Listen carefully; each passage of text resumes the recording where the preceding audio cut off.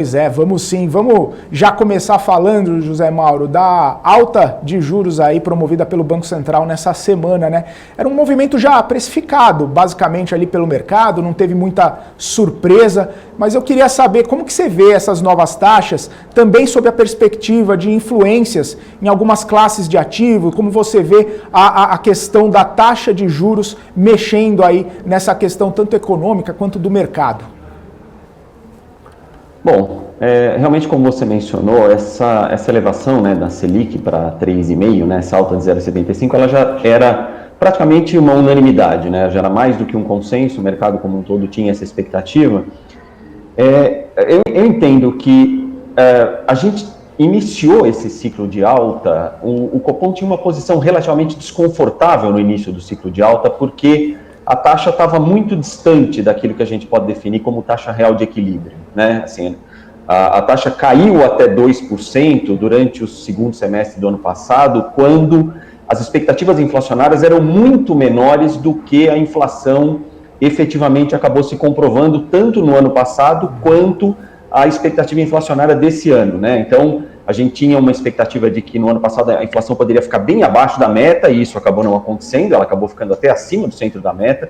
E esse ano, em função da desvalorização cambial e das pressões pontuais, notadamente no setor de alimentação e energia, a inflação está rodando muito alta, né? O IPCA, muito provavelmente agora em abril, no 12 meses, ele vai acumular alguma coisa em torno de 6,5, talvez 6,70, dependendo do número que for divulgado, né? Então, quando a gente começou o ciclo com uma taxa de 2 e a inflação rodando acima de 5, agora acima de 6, a distância era muito grande, né?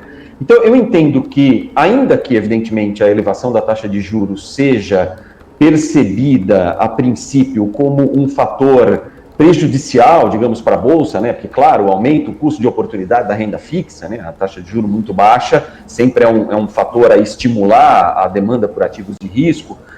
O fato é que a taxa de juros estava muito longe, digamos assim, de onde ela deveria estar, né? E do ponto de vista econômico, acho que sob uma perspectiva mais longa, a taxa estar se aproximando da onde ela deveria estar, eu acho que acaba sendo bom, né? Eu entendo positivamente, assim, eu não tenho não compartilho da visão, não, agora o juro começou a subir, então isso vai ser ruim para a Bolsa, não creio, né? A gente já está vendo, inclusive, não é só por isso, mas a partir do momento em que o processo de elevação da taxa de juros tomou corpo e continua agora, a gente diminuiu bem a pressão no câmbio, né? E isso também acaba sendo uma boa notícia, né? O câmbio saiu de perto de 5,80, hoje está batendo perto de 5,25, mais ou menos, em torno de 5,25 e 5,30. Essa queda de câmbio, ela reflete, entre outros fatores, não é só isso, né? Ela também reflete a alta dos commodities, ela reflete uma série de outros fatores, mas ela também reflete um pouco esse processo de normalização parcial dos juros, né? Que o Banco Central tem se referido.